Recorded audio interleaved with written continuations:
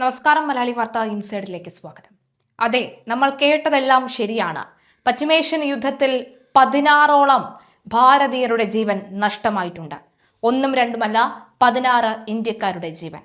അതിൽ 10 പട്ടാളക്കാരുടെ ജീവനും 6 സാധാരണക്കാരായ മനുഷ്യരുടെ ജീവനുമാണ് നഷ്ടമായിരിക്കുന്നത്. ഒടുവിൽ കണക്ക് പുറത്തുവിട്ടിരിക്കുകയാണ് കേന്ദ്ര സർക്കാർ. പശ്ചിമേഷ്യയിൽ ആളിപ്പടരുന്ന രൂക്ഷമായ സൈനിക സംഘർഷങ്ങൾക്കിടയിൽ 10 നാവികർ ഉൾപ്പെടെ 16 ഇന്ത്യൻ പൗരന്മാർക്ക് ജീവൻ നഷ്ടമായതായി കേന്ദ്ര സർക്കാർ പാർലമെന്റിനെ അറിയിച്ചിരിക്കുകയാണ്. മേഖലയിലുണ്ടായ വിവിധ ആക്രമണങ്ങളിലും അനുബന്ധ അനിഷ്ട സംഭവങ്ങളിലും 75ഓളം ഇന്ത്യൻ പൗരന്മാർക്ക് പരിക്കേറ്റിട്ടുണ്ടെന്നും വിദേശകാര്യ സഹമന്ത്രി കീർത്തി വർദ്ധൻ സിംഗ് രാജ്യസഭയിൽ വ്യക്തമാക്കി. മേഖലയിലെ നിലവിലെ സാഹചര്യങ്ങളെക്കുറിച്ചും പ്രവാസികളുടെ സംരക്ഷണത്തെക്കുറിച്ചും സുരക്ഷയെക്കുറിച്ചും ആശങ്കകൾക്ക് മറുപടിയായാണ് സർക്കാർ രാജ്യസഭയിൽ ഔദ്യോഗിക വിവരങ്ങൾ വ്യക്തമാക്കിയത്. അടിയന്തര സാഹചര്യങ്ങൾ കണക്കിലെടുത്ത് ഇനി വിവരങ്ങളൊന്നും മറച്ചുവെക്കാനില്ലെന്നും പ്രവാസികളുടെ സുരക്ഷ ഉറപ്പാക്കുന്നതിൽ സർക്കാർ പൂർണ്ണ ജാഗരൂകരാണെന്നും അധികൃതർ കൂട്ടിച്ചേർത്തു. കൊല്ലപ്പെട്ടവരുടെ മൃതദേഹങ്ങൾ എത്രയും വേഗം ജന്മനാട്ടിൽ എത്തിക്കുന്നതിനുള്ള നടപടികൾ വേഗത്തിലാക്കിയിട്ടുണ്ട്.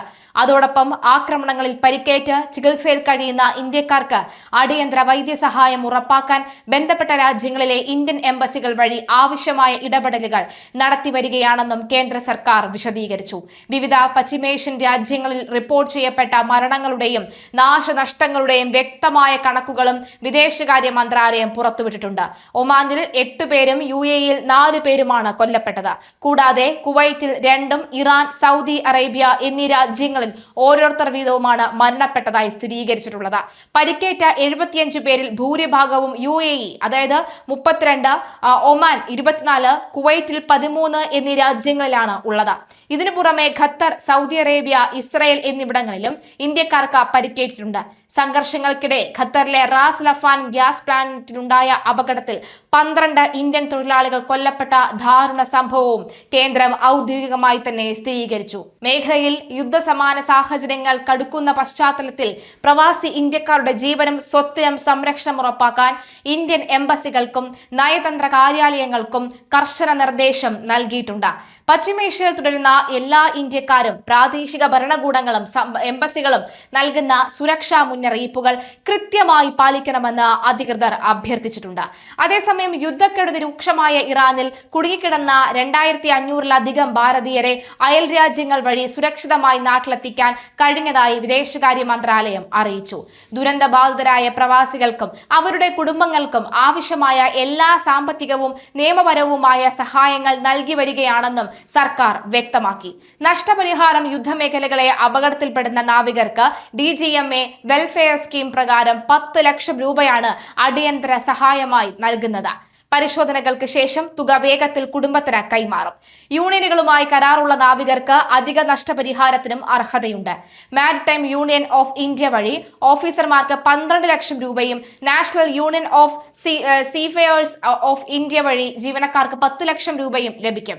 ഇറാനിലെ ഇന്ത്യക്കാർ 2026 ഫെബ്രുവരിയിൽ പശ്ചിമേഷ്യയിൽ സംഘർഷം ആരംഭിച്ചതിന് ശേഷം ഇറാനിൽ നിന്ന് 2557 ഇന്ത്യക്കാരെ അർമേനിയ, അസർബൈജാൻ അതിർത്തികൾ വഴി നാട്ടിലെത്തിക്കാൻ ടെഹ്റാനിലെ ഇന്ത്യൻ എംബസിക്ക് കഴിഞ്ഞു.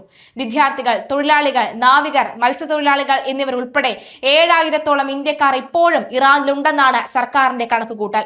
സംഘർഷത്തെ തുടർന്ന് നാട്ടിലേക്ക് മടങ്ങിയ മെഡിക്കൽ വിദ്യാർത്ഥികളുടെ പ്രശ്നങ്ങൾ ഇറാൻ അധികൃതരുടെ ശ്രദ്ധയിൽപ്പെടുത്തിയിട്ടുണ്ട്. സാഹചര്യം മെച്ചപ്പെടുന്നതുവരെ ഇറാനിലേക്കുള്ള യാത്രകൾ മാറ്റിവെക്കാനും സർക്കാർ നിർദ്ദേശിച്ചു.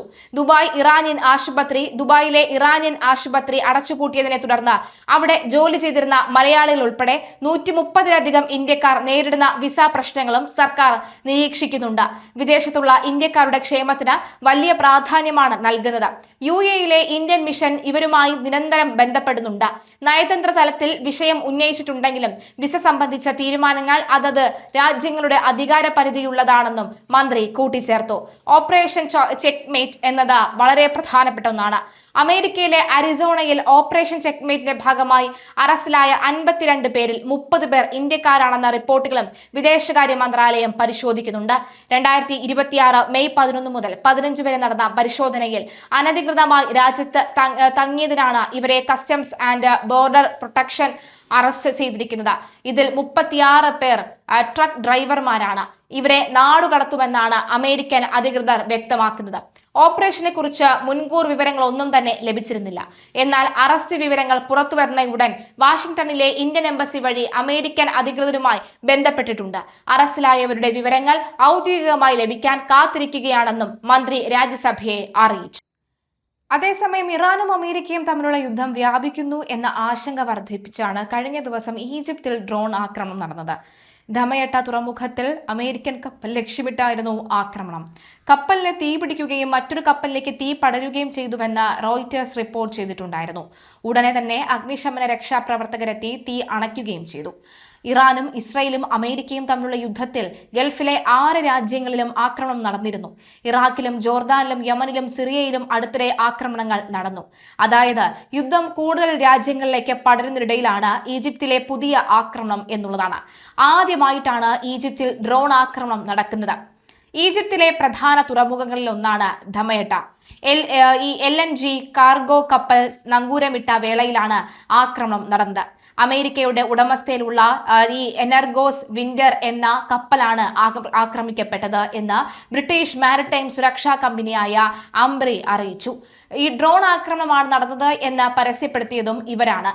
അതേസമയം തുറമുഖത്ത് ഒരു കപ്പലിൽ തീപിടുത്തമുണ്ടായി എന്ന് ഈജിപ്ത് സ്ഥിരീകരിച്ചിട്ടുണ്ടെന്നും കാരണം എന്താണ് എന്ന് വ്യക്തമാക്കിയിട്ടില്ല.